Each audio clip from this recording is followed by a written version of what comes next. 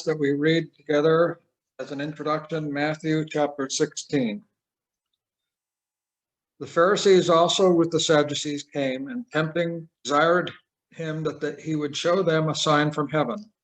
He answered and said unto them, when it is evening, ye say, it will be fair weather, for the sky is red. And in the morning it will be foul weather today, for the sky is red and lowering.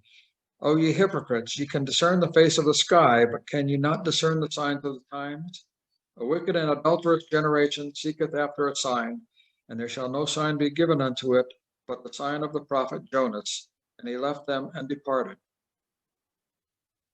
And when his disciples were come to the other side, they had forgotten to take bread. Then Jesus said unto them, take heed and beware of the leaven of the Pharisees and of the Sadducees. And they reasoned among themselves, saying, it is because we have taken no bread. Which when Jesus perceived, he said unto them, O ye of little faith, why reason ye among yourselves, because ye have brought no bread?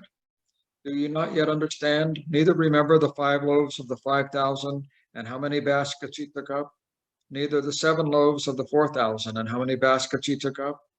How is it that you do not understand that I spake it not to you concerning bread, that you should beware of the leaven of the Pharisees and of the Sadducees?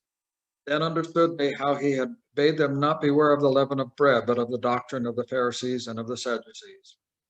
When Jesus came into the coasts of Caesarea Philippi, he asked his disciples, saying, whom do men say that I, the Son of Man, am? And they said, some say that thou art John the Baptist, some Elias, and others Jeremiah, or one of the prophets. He saith unto them, but whom say ye that I am? And Simon Peter answered and said, thou art the Christ, the Son of the living God. And Jesus answered and said unto him, blessed art thou, Simon Bar-Jonah, for flesh and blood hath not revealed it unto thee, but my Father which is in heaven. And I say also unto thee, that thou art Peter, and upon this rock I will build my church, and the gates of hell shall not prevail against it. And I will give unto thee the keys of the kingdom of heaven, and whatsoever thou shalt bind on earth shall be bound in heaven, and whatsoever thou shalt loose on earth shall be loosed in heaven. Then charged he his disciples that they should tell no man that he was Jesus the Christ. From that time forth began Jesus to show unto his disciples how that he must go into Jerusalem and suffer many things of the elders and chief priests and scribes, and be killed, and be raised again the 3rd day. Then Peter took him and began to rebuke him, saying, be it far from thee, Lord, this shall not be unto thee. But he turned and said unto Peter, get thee behind me, Satan, thou art an offense unto me, for thou savorest not the things that be of God, but those that be of men. Then said Jesus unto his disciples, if any man will come after me, let him deny himself and take up his cross and follow me. For whosoever will save his life shall lose it, and whosoever will lose his life for my sake shall find it. For what is a man profited, if he shall gain the whole world and lose his own soul? Or what shall a man gain in exchange for his soul? For the Son of Man shall come in the glory of his Father with his angels, and then he shall reward every man according to his works. Verily I say unto you, there be some standing here which shall not taste of death, till they see the Son of Man coming in his kingdom. And now we'll turn it over to Brother Ben. All right. Well, good evening, wherever you are today. It's a good Monday afternoon where I am, and it's a pleasure to spend this hour with you guys, brothers and sisters. And it's a really lovely choice of hymn. What wondrous harmony divine. O Lord, our zeal increase to keep united strong in faith within the bond of peace. I really feel that way. I've never been to North Battleford, and I haven't been to Houston in a long time, right? And yet we get to share this wonderful hope. And even though I may be meeting some of you for the first time, and some of you for the first time in a long time, you know that we still share this amazing hope in the scriptures. So what I'm going to talk about tonight is really just what came up as a Sunday school lesson. I teach the teenage Sunday school class here in Christchurch, So, and what a wonderful thing to do, by the way. If you really want to get your head in the Word, teach this teenage Sunday school class, because you have to write 25 Bible classes a year, right? And I don't know if anyone's tried to write 25 Bible classes a year outside of doing exhortations and other things, but it sharpens your mind, because every week you got to put your mind into the Word and try to find something that's going to be helpful for these beautiful teenage boys. My class is all boys, so to kind of nurture the boys in the things of the Word. And our lesson was from a couple weeks back, Matthew chapter 16. Now, the question really that Jesus is looking at here is the question of who is Christ? Who is Jesus? In fact, we know that for sure, because Jesus will say in verse 13, when Jesus came into the coast of Caesarea Philippi, he asked his disciples, saying, "Whom do men say that I, the Son of Man, am?" So at the heart of what we're really revealing, and I would argue the last chapter, Matthew 15, Matthew 16, and Matthew 17, is to really get at this question of who is Jesus, and what does it mean, based on what your answer to that question is. In fact, that's maybe the question of humanity. Really, who is Jesus? And your answer to that question has profound implications on what you say and what you think and what you do. And that was this question now being posed in this chapter. And what you have here is Matthew 16 enters upon the exit scene of the feeding of the 4,000, there by the Gentile area, Decapolis area of the Sea of Galilee. And it opens with the scribes, the Pharisees and Sadducees coming, and they're tempting him, right? Now, we might just turn over to Mark's record of this, which I believe is found in Mark chapter 8. So maybe turn with me over to Mark chapter 8, where we'll look at the parallel record of the same story. Okay, so we had the feeding of the 4,000, just like this before. And in verse 11 of Mark chapter 8, and the Pharisees came forth and began to question him, seeking of him a sign from heaven. Okay, now this is not the first time in just the recent days that they've sought this sign from heaven. In fact, right after the feeding of the 5,000, there was also this request of a sign from heaven. In fact, that is in John. So turn over quickly to John chapter 6, where we see that after the feeding of the 5,000, again, the question was asked, "Can you please give us a sign from heaven?"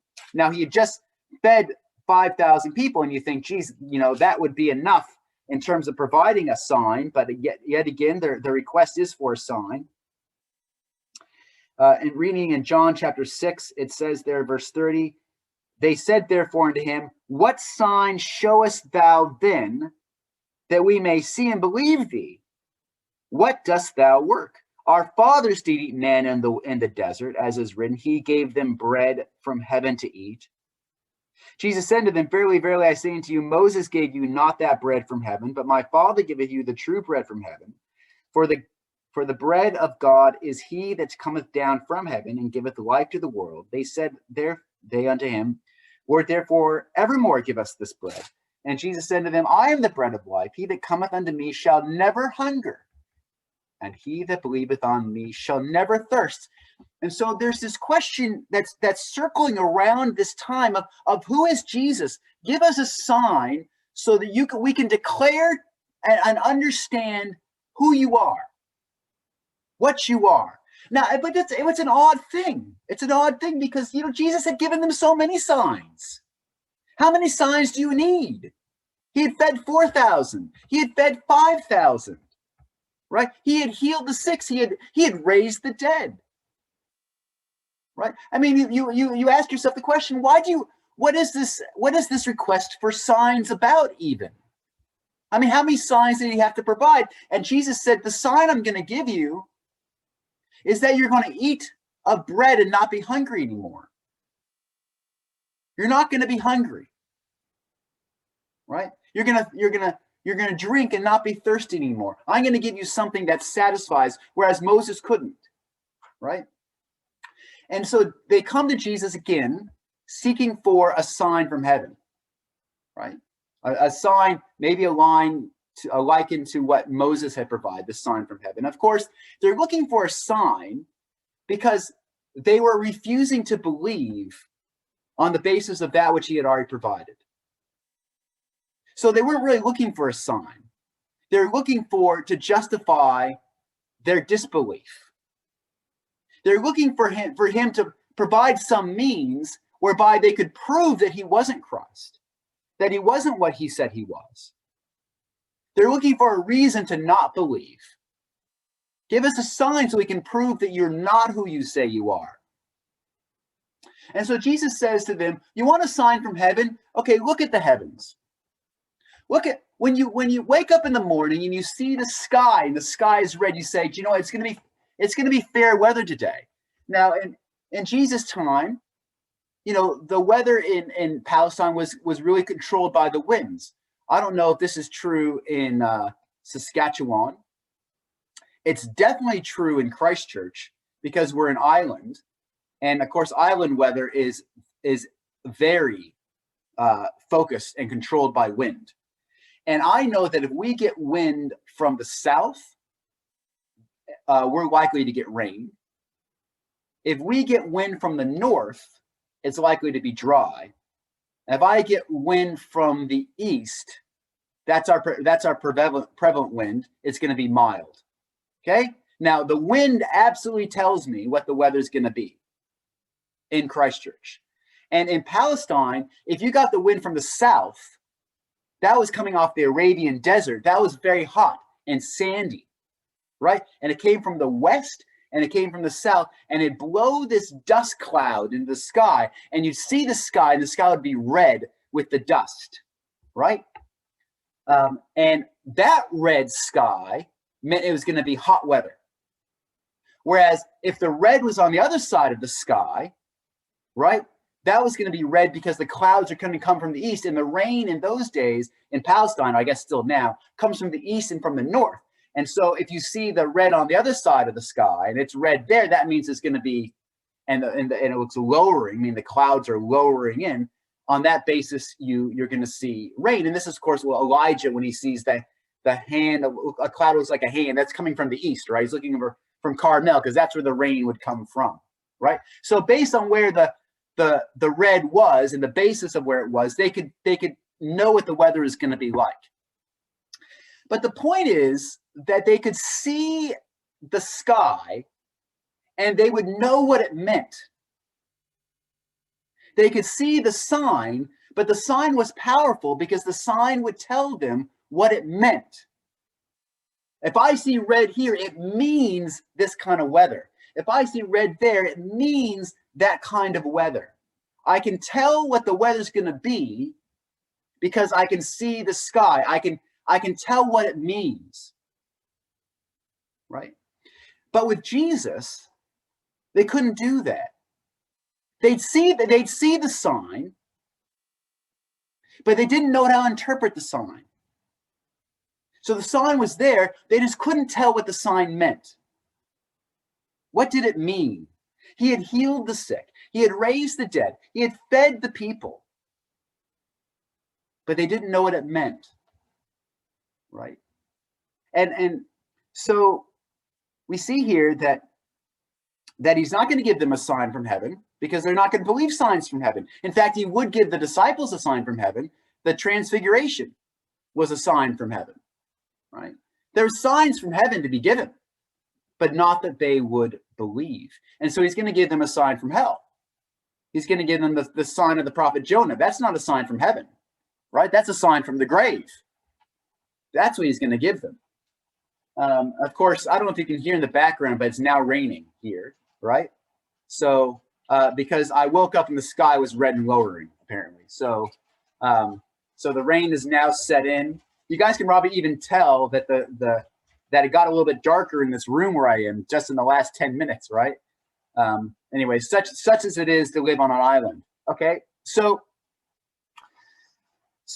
what happens then is immediately after that time, we read here in Mark chapter 8, it says there in verse 14, now the disciples had forgotten to take bread, neither had they in the ship with them more than one loaf. Okay, so the disciples are in the ship with Jesus, and they only have one loaf, right? So now there's 12 of them. And I don't know how far one loaf goes in your household. I have 4 kids. I got to tell you, one loaf lasts about 20 minutes, right? So I see some nods. You know, some of you have children, right? So one loaf doesn't last very long in your household either, I take it, right? So you know, there's not a lot of bread, is there, between them? And Jesus says to them, take heed, beware the leaven of the Pharisees and the leaven of Herod.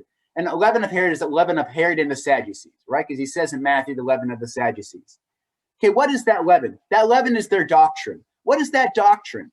It's a teaching that allows them to see but not understand.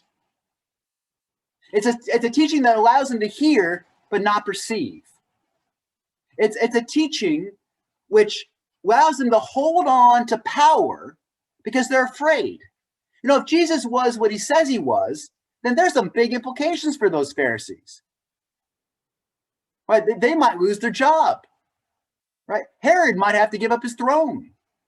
The high priest might lose their place of position with the Romans. The Pharisees might lose their position of power and influence with the people. What if Jesus was what he says he was? Right? They're going to lose something. They don't want to listen to that. They don't want to hear that.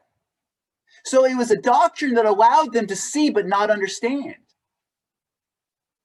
Okay, and Jesus is telling them, and Jesus is frustrated by this because he's done so many miracles, but they won't listen and they won't perceive and they won't see.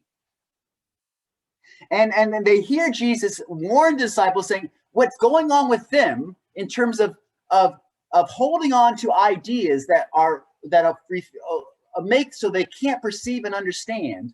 He says he warns them to not have that spirit amongst themselves. And in verse 16 of Mark chapter 8, and they reasoned among themselves, saying, it's because we have no bread. And why do you think Jesus is so upset about that? It says in verse 17, and when Jesus knew it, he saith unto them, why reason ye, because ye have no bread? Perceive ye not, neither understand? Have ye your heart yet hardened? So why was Jesus so upset that they were reasoning that they have no bread? I guess that's the question. But remember back in John 6. In John 6, the people asked for a sign from heaven.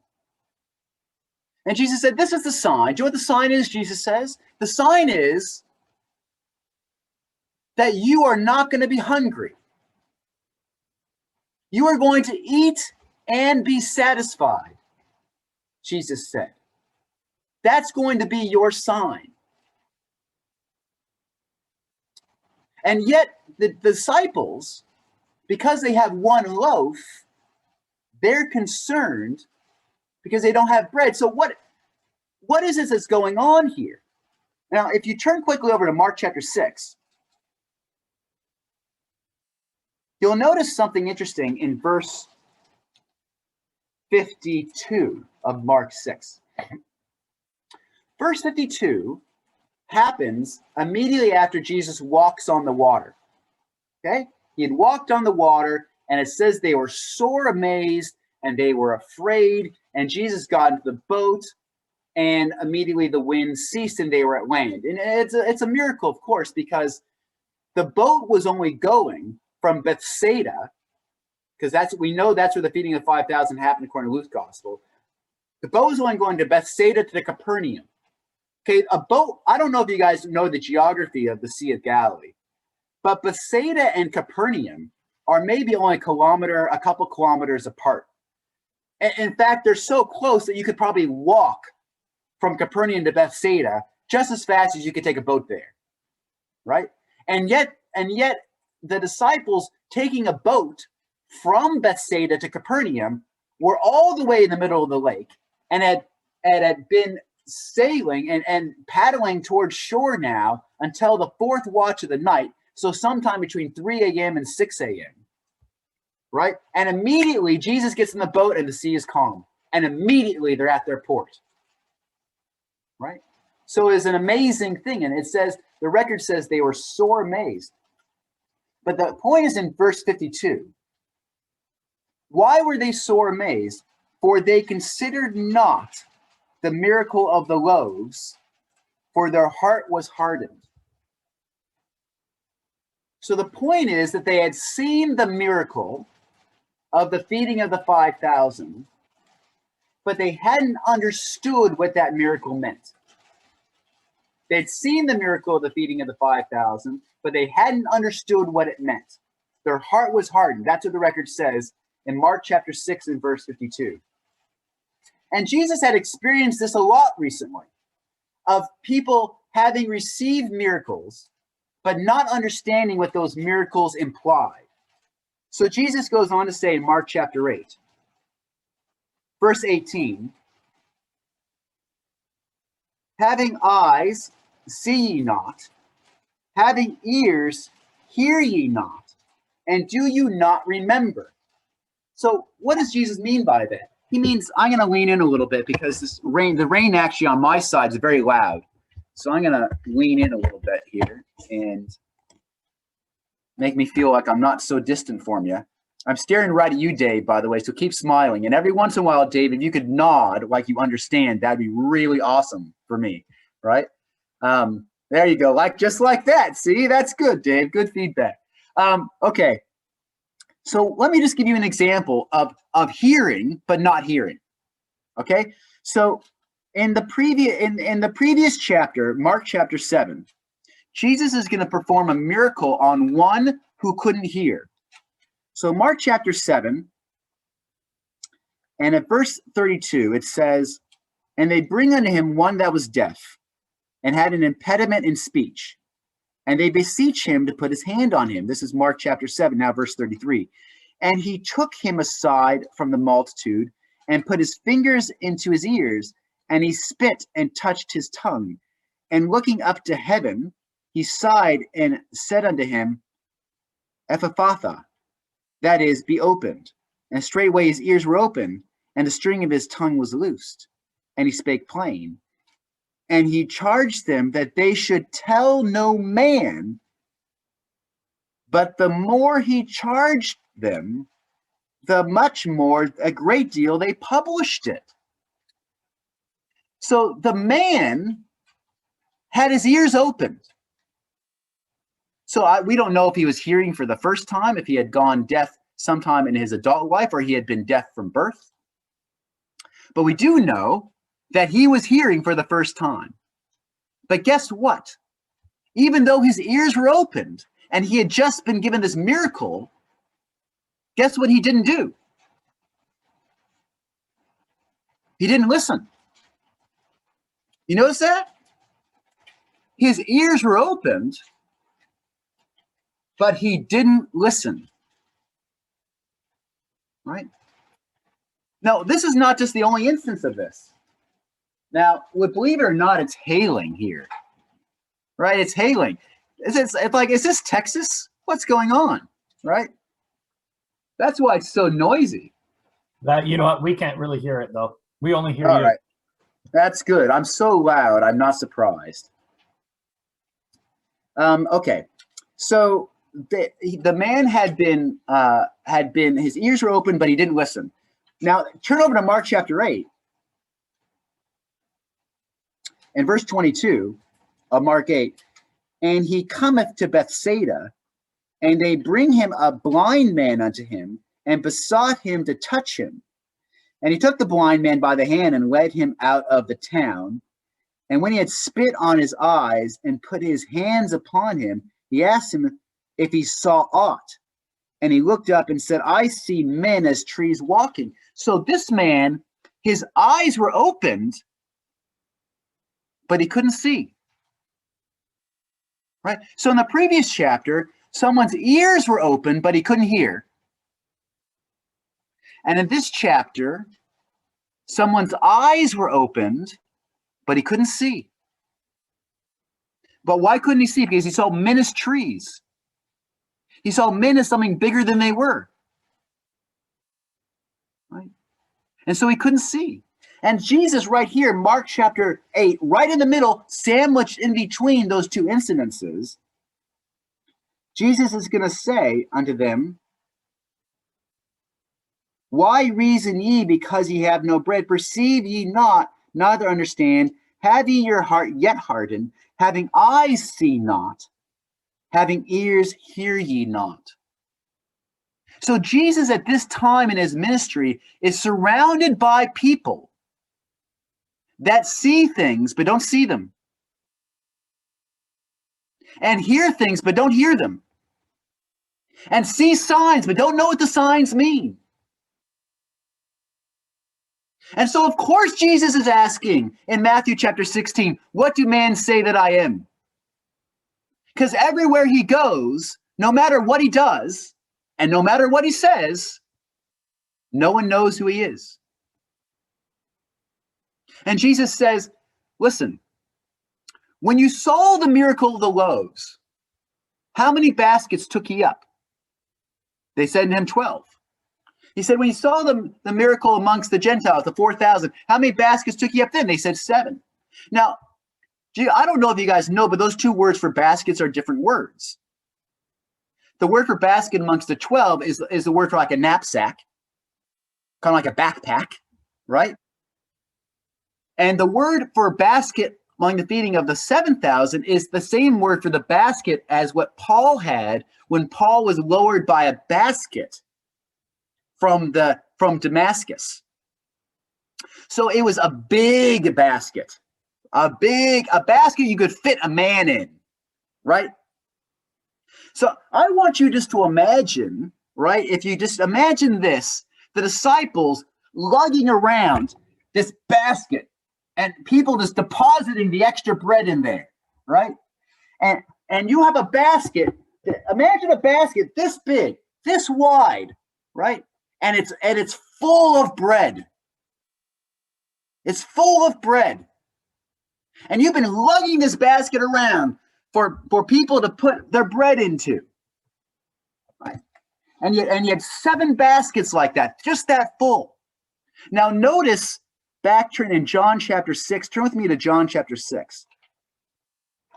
Notice for a moment when Jesus had asked the disciples, I want you to feed them, Jesus had said. I want you to feed these people. And of course, what they start thinking about is, gee, how am I going to feed these people? There's so many of them. We don't have that much money. We don't have that much food with us. How are we going to feed them? And so he asked specifically to Philip, who is from Bethsaida, right? He's in Bethsaida when he does this. He says to Philip, what do you think we should do? And Philip thinks to himself, well, I know there's a local person here that bakes bread, he's my local baker. I've been buying bread in my whole life, but even if I went to him with 200 pennyworth, so 200 days wages, I said, listen, listen, I don't know how much you guys work, but generally you work about 200 days a year. You have 100 plus days of weekends, and then you take some other holidays. It's almost like a year's wage, isn't it? If I came in with a year's worth of working, some of you are looking at each other going, I don't work that much. Okay, that's great. I probably don't work that much myself. But Philip said, I could go down to my local baker. I couldn't feed as many people. But he doesn't just say he couldn't feed them. He says something a little bit more specific. Philip says in John chapter 6, verse 7, 200 pennyworth of bread is not sufficient for them, that every one of them may take a little.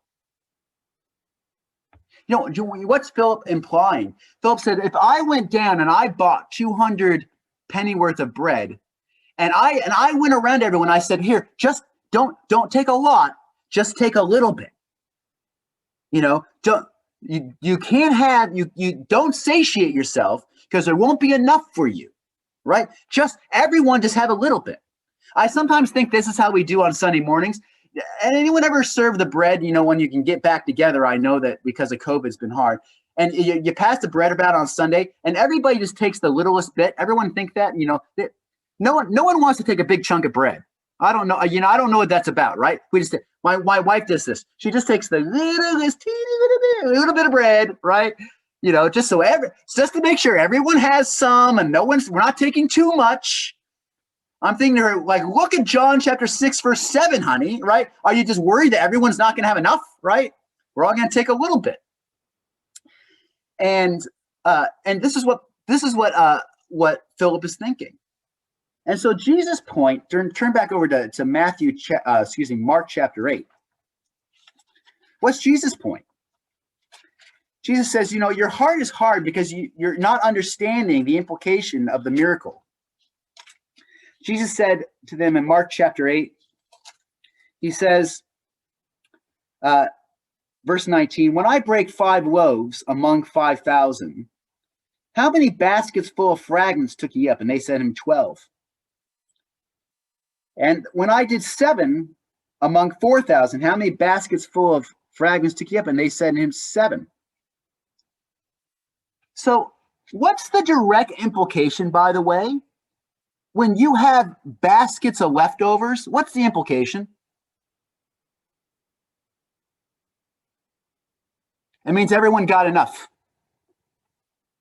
It used to be, my dad grew up on a farm, and what would happen on the farm is there were 6 boys, right? 6 boys. And they would all scoff down their dinner because whoever finished dinner first maybe got seconds. And my grandpa would scoff down his dinner and he would eat grandma's, right? That's how she went, right? And so poor grandma, she had to hide some food aside of her so she could have something to eat, right? Because I don't know if you ever try to feed six boys on a farm, but they can all eat, right? And my dad and his brothers, they were all eaters, and there wasn't a lot of leftover, right? And they didn't have a lot of resources and money was tight. And so, there wasn't a lot extra. But when you have leftover, that means everybody got more than enough. It wasn't just that everybody got a little. There was so much provided that there was food left over. You see the point? Jesus had said, the sign I'm going to give you is you're not going to be hungry. After the feeding of the 5,000, there's so much food, there's food left over. Now these disciples are on a boat with 1 loaf of bread, and they're concerned they don't have enough food. And so they had seen the miracle, but they didn't understand what the miracle meant. What the miracle meant is that this was not just a man. This was the Son of God. And nothing is too hard for him. And the Pharisees and the man he had healed with the couldn't hear. He didn't understand what Jesus was. And the man who was born blind in Mark chapter 9, in Mark chapter 8, he didn't understand what Jesus was. No one was understanding who Jesus was. They'd see the miracle, but they didn't know what the miracle meant. Do you see the trouble? So turn over now to Matthew chapter 9. Excuse me, Matthew chapter 16.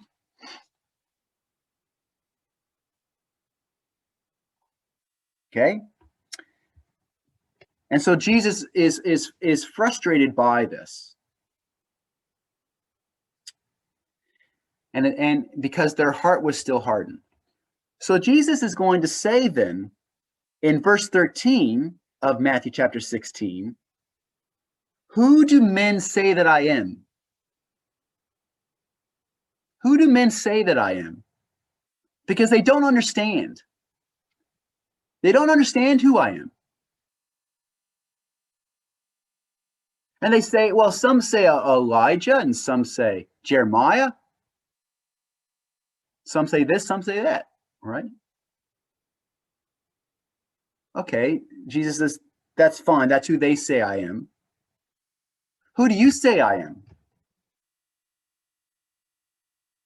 And Peter says, Simon Peter answered and said, verse 16, thou art the Christ, the Son of the living God.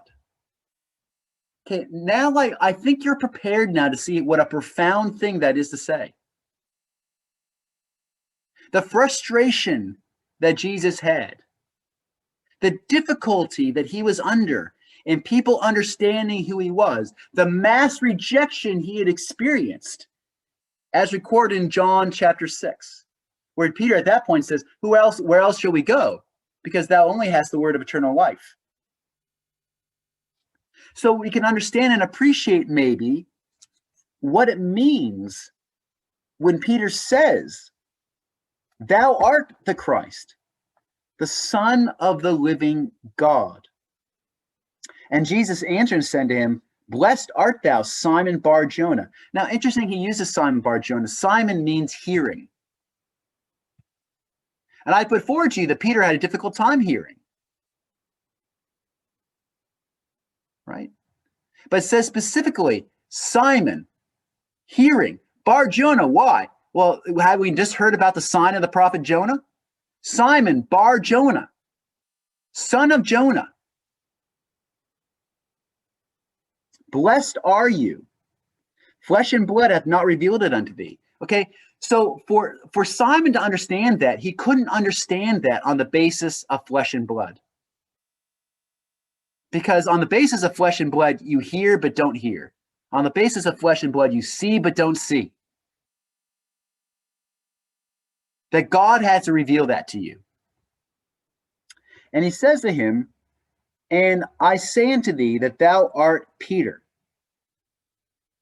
So interesting, you can't miss the interchange of these names.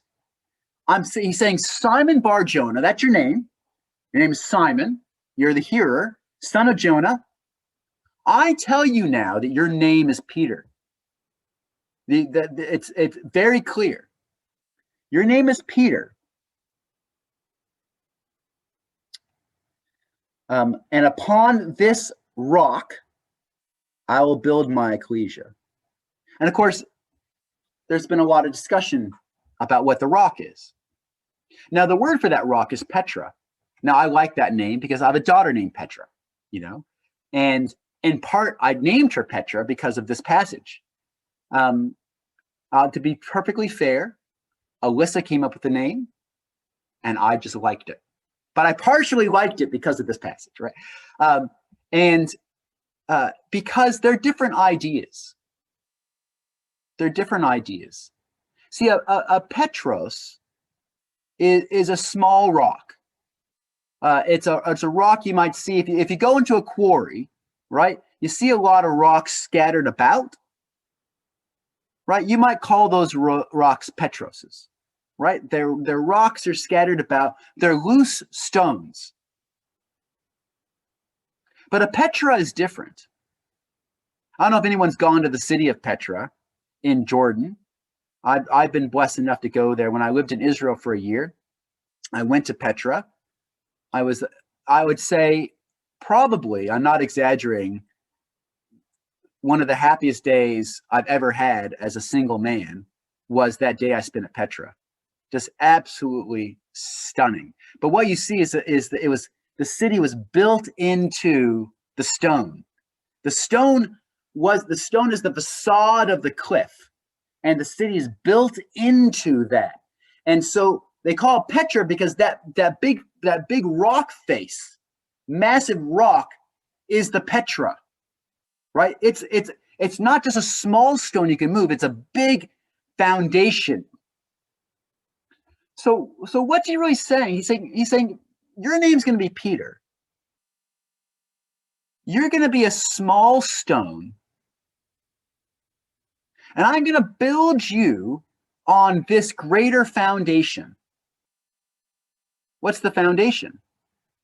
Well, the foundation is that Jesus is the Son of the Most High. He's the Son of God. He's the Christ. Faith in that.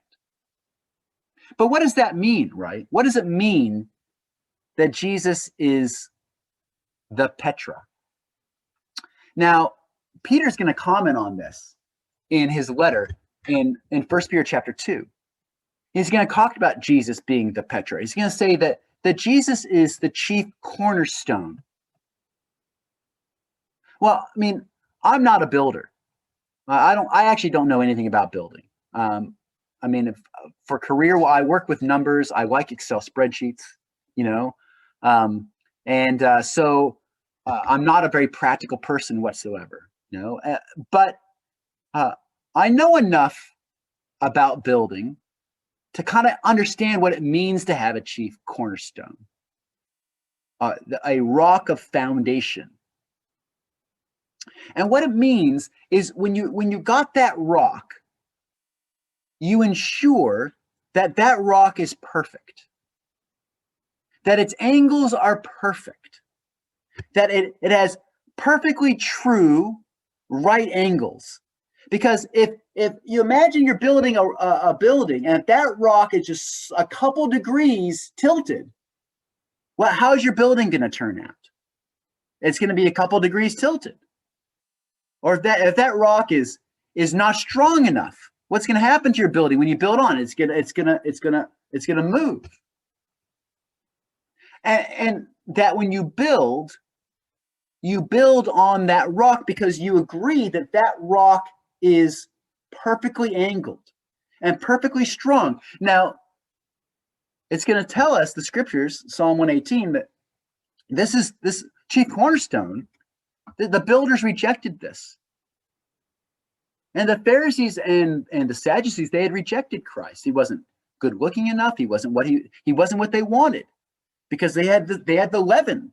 They had this teaching, this doctrine that refused to accept Christ. They couldn't see what they were seeing. They couldn't hear what they were hearing.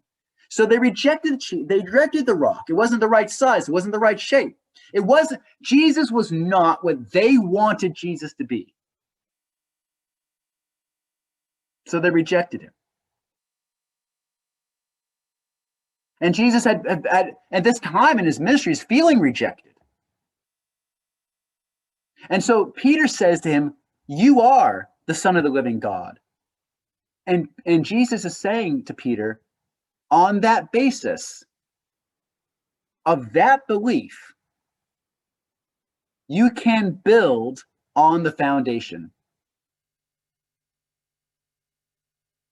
Now, what does it mean to be built on the foundation? So let's say I got a rock. Imagine that I'm looking around and I'm in a quarry, and I'm looking for rocks in order to build a building, right? And I come across a rock. Now, what are the chances? Raise your hand if you know anything about building. Anybody? Know anybody? Anything? You know, a couple of you. Nathan, you know a little bit about building. Now, what are the chances that you're just stumbling across a quarry, you see a loose stone, that stone is perfectly shaped to be built on the foundation? Not a chance. What do you got to do with a stone when you pick it up? Let's say you want to use it. What do you got to do with it? You got to shape it. Well, how do you have to shape it? You got to shape it to look like the foundation stone. So if you're going to build it on the foundation stone, what do you got to completely carve it and chisel it and remove the bits that don't look like the foundation stone, that aren't the same shape as the foundation stone, that don't have the same angles as the foundation stone. You have to conform that rock to the image of the foundation stone. It's got to share the same angles. It's got to share the same lines Why? Because that allows that rock, so shaped and so conformed to the image of the foundation stone, that that rock can be built on top. It now becomes useful to the builder. Okay, now becomes useful to the builder. And Jesus is saying, on the basis of that confession, that I am the Son of the living God, that you are allowed to be built on my foundation. That is the foundation of the future ecclesia.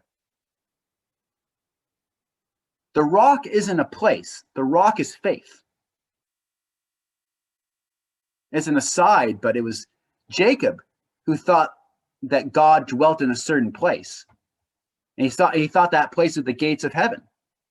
And that place was Bethel. And Bethel was burned by Josiah.